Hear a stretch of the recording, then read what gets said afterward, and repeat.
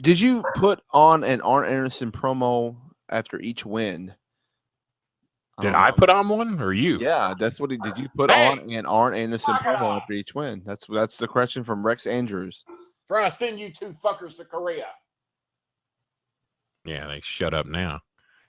North Korea. Yeah, I got their attention. An Arn Anderson type. I don't know when I've ever done an Arn Anderson type promo. Jerry Lawler type promo, maybe, but no, never an Arn Anderson promo.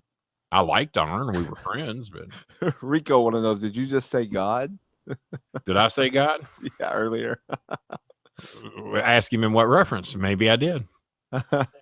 um, Now, and there's another thing that Rico is a very, very religious, very God-fearing man. And of course, y'all know what I am. So right. that makes Rico's letter even a little more special. Yeah. Knowing what side of the fence he's on and knowing what side of the God fence I'm on.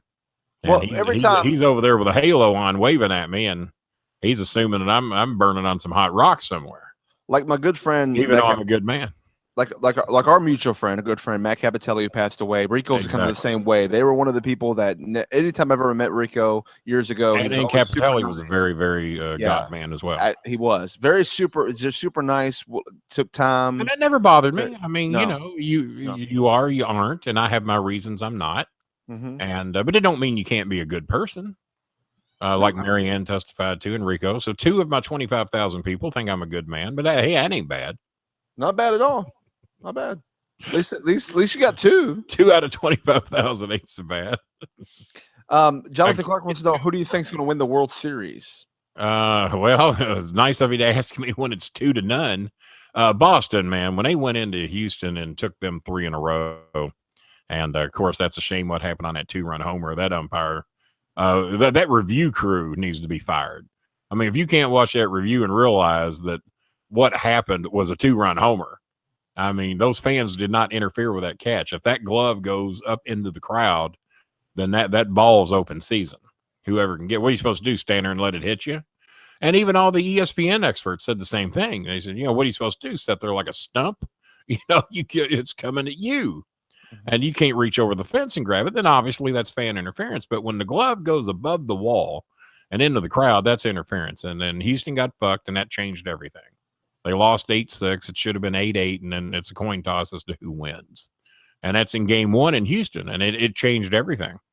It changed everything because now they're up 2-1, and the pressure is all over you, man. It just changes it all. So, our good friend, the Spinster. Well, don't say our good friend till I hear the name. His name is Spinster. He makes a lot of. Well, he's a good friend. Yeah. I didn't know he liked you, but he's a good friend.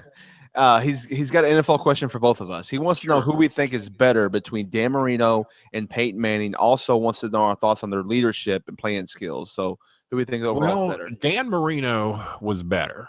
Dan Marino was better, but he did not have the tools to work with that Peyton Manning had.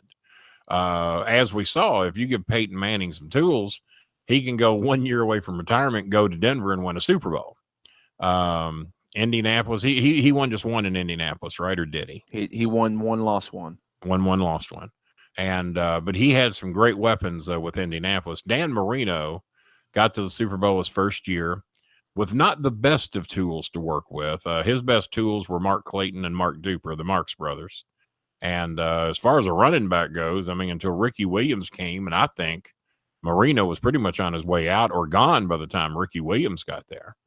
And but you go back to the 72 Dolphins when you had one of the greatest offensive lines ever and one of the best defenses ever, the 53 defense with Bob Mathewson. And they're going, how in the fuck is Bolin casting off all these names from the 70s? And he doesn't know what he had for dinner last night. I don't know, guys. As when I recited what happened to me 53 years ago, guys, I know I can picture every frame of it. It's like I can live those 3 incidents all over again with full detail. But when people say, well, Kenny, you talked to her a couple of weeks ago, I go, no, I didn't.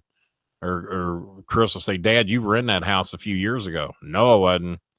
But a lot of people say I was. So the memory is a weird thing, but my long-term memory is like no one else's. And I'm not trying to sound like Trump, because Trump's memory obviously ain't worth shit, as he doesn't remember the stupid shit he says one day and then tries to act like he didn't say it the next, even though it was recorded. When I say something that was recorded, all right, you got me, or all right, I changed my mind. It's easy. I mean, I've got a lot of shit I've said that's recorded too. But my long-term memory is unreal. And I remember watching the 72 Dolphins. I remember Garo Upremium botching at that field goal that turned into 7 points for the Redskins, and that was during the perfect season.